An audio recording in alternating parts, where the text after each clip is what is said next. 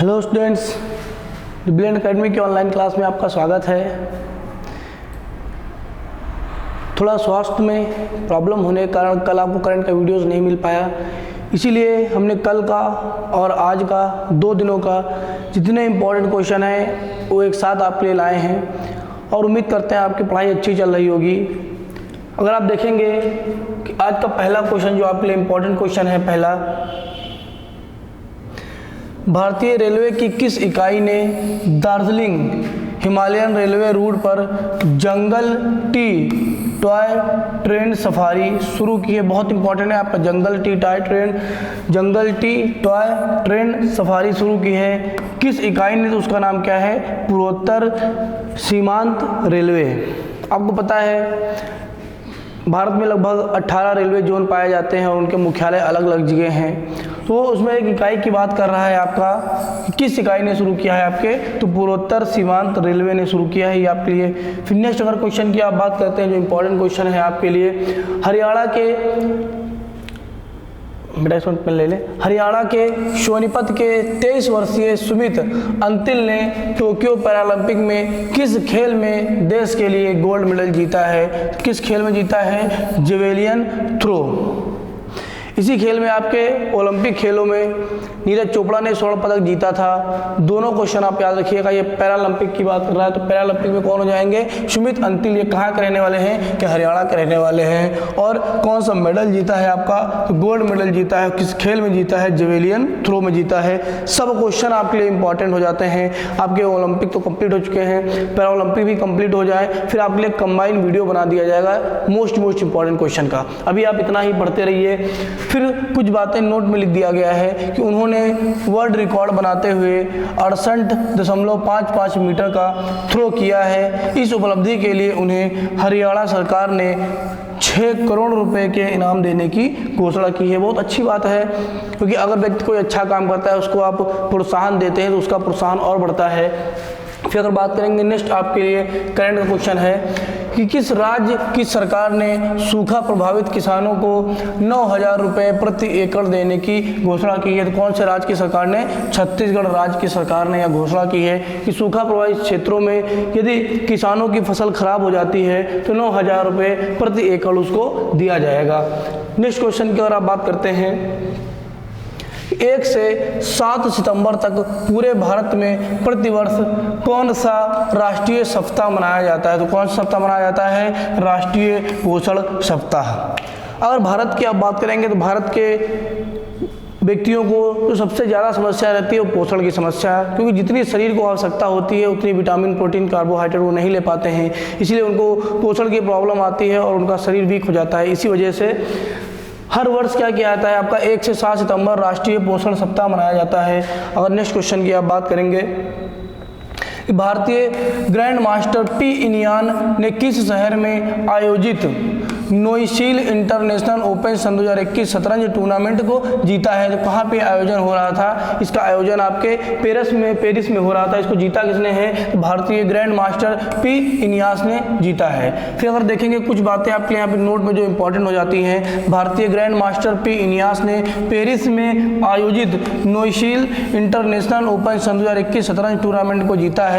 उन्होंने पहला पुरस्कार हासिल करने के बाद शास्त्रीय स्पर्धा में 9 राउंड से 8 अंक हासिल किए और पी इनियास ने 9वें दौर में सेबेस्टियन पुचेर को हराकर यह खिताब अपने नाम किया है। बहुत अच्छी बात है। अगर आप इस साल को देखेंगे सन 2021 तो भारत ओलंपिक खेलों में, पैरा ओलंपिक खेलों में भी अच्छा प्रदर्शन कर रहा है और अन्य खेलों में भी भारत का जो प्रदर्शन है बहुत अच्छा रहा है। अगर नेक्स्ट क्वेश्चन की आप बात करते हैं, सिंह राज ने ब्रॉन्ज जीतकर भारत को कौन सा पदक दिलाया है? तो कौन सा पदक दिलाया है? 8वां पदक आपको दिलाया है। आप पैरालंपिक की बात कर रहे हैं तो उसी में अगर देखेंगे जो आपके सिंह राज हैं इन्होंने ब्रॉन्ज मेडल जीता है। इसी के जीतने के साथ भारत को कौन सा मेडल मिल गया है? तो 8वां पदक मिल गया है। नोट की अगर बात करेंगे, टोक्यो पैरालंपिक में मंगलवार को पुरुषों की 10 मीटर एयर पिस्टल SH1 स्पर्धा के फाइनल में सिंह राज अधाना ने कांस्य पदक जीता है। वह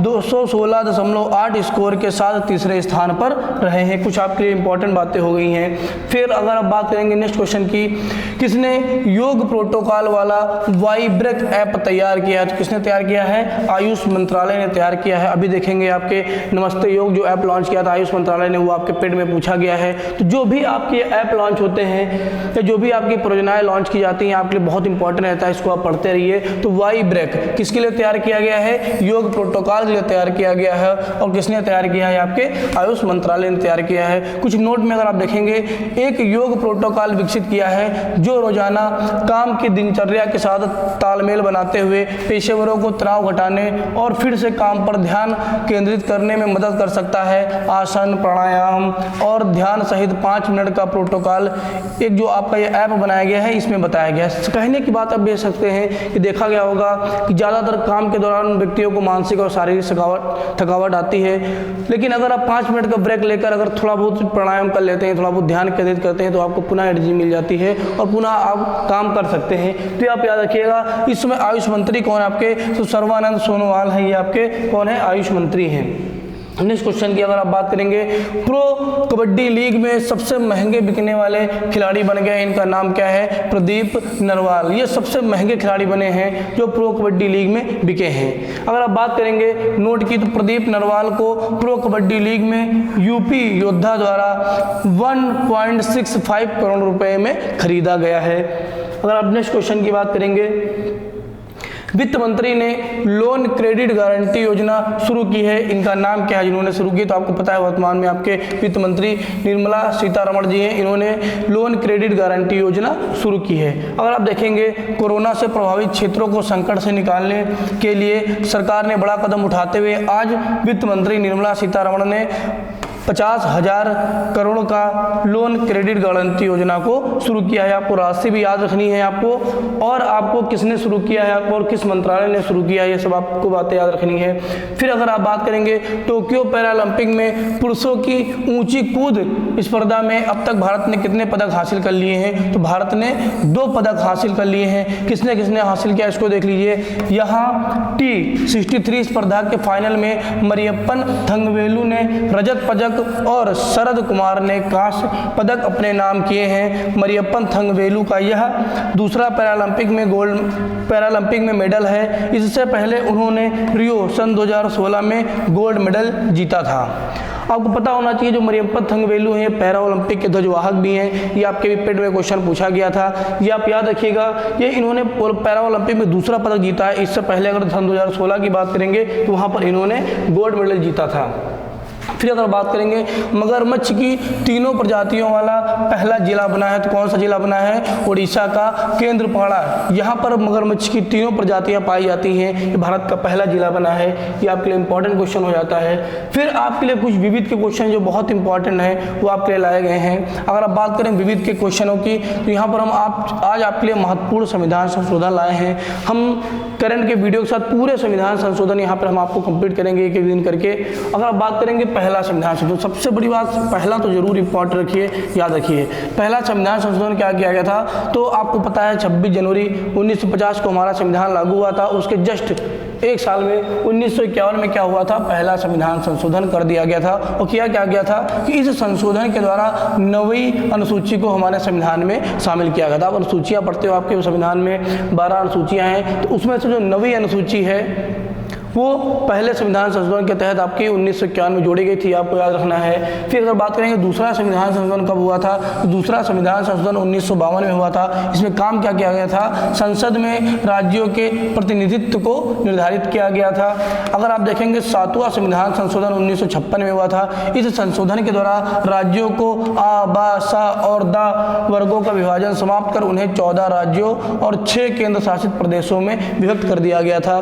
जब हमारा संविधान प्रारंभ में लागू किया गया था तो भारत के राज्यों को अगर आप देखोगे आ, बा, सा, दा इन वर्गों में विभाजित किया गया था। लेकिन बाद में क्या गया, इस वर्गों को समाप्त कर 14 राज्यों और 6 केंद्र शासित प्रदेशों में क्या किया गया था? 1956 में विभक्त कर दिया गया था।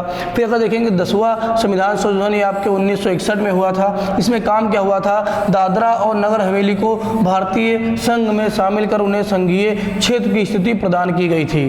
जितने भी आपके राज्य हैं भारत में 28 राज्य हैं और आपके और 8 केंद्र शासित प्रदेश हैं, ये भारत में कब शामिल किए गए थे और किस संविधान संशोधन के तहत शामिल किए गए थे, बहुत इंपॉर्टेंट हो जाता है। अभी देखोगे हर पेपर हुआ, पेट का हुआ, बीएड एंट्रेंस हुआ, आपका सिक्किम पूछा था कि 36वें संविधान संशोधन 1975 के द्वारा भारत में शामिल किया गया था। ऐसे ही आपको थोड़ा थोड़ा करके सब याद करने हैं। फिर आप देखेंगे 12वां संविधान संशोधन 1962 में हुआ था। गोवा, दमन और दीव का भारतीय संघ में एकीकरण किया गया, इसको भी आपको याद रखना है। फिर कुछ क्वेश्चन और आपके लिए इंपॉर्टेंट अगर देखेंगे, 13वां संविधान संशोधन 1962 में हुआ था। संविधान में एक नया अनुच्छेद 371 आ जोड़ा गया, जिसमें नागालैंड के प्रशासन के लिए कुछ विशेष प्रावधान किए गए। 1 दिसंबर 1963 को नागालैंड को एक राज्य की स्थिति का दर्जा प्रदान कर दिया गया, अर्थात जो नागालैंड एक राज्य कब बना था, 1 दिसंबर 1963 को बना था। ये आप जरूर याद रखिएगा।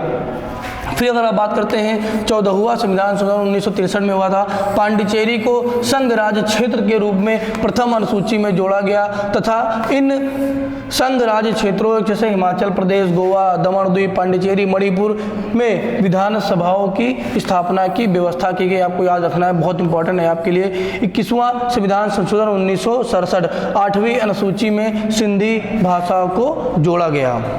वर्तमान में देखोगे बेटा हमारे संविधान की 8वीं अनुसूची में 22 भाषाएं, जब हमारा संविधान बना तो इसमें सिर्फ 14 भाषाएं थी, बाद में इसमें और भाषाएं जोड़ी गई हैं। तो जो बेटा एक पहली भाषा आपकी जोड़ी गई थी 14 के अलावा, कौन सी, सिंधी भाषा, वो कब छोड़ा गया था, 21वें संविधान संशोधन 1967 के तहत। इतने क्वेश्चन हैं आपके लिए इंपॉर्टेंट, आप संविधान संशोधन जरूर याद करिए और जो करंट के क्वेश्चन हैं इनको पढ़िए। नेक्स्ट वीडियो में फिर हम आपसे मिलते हैं। धन्यवाद बेटा।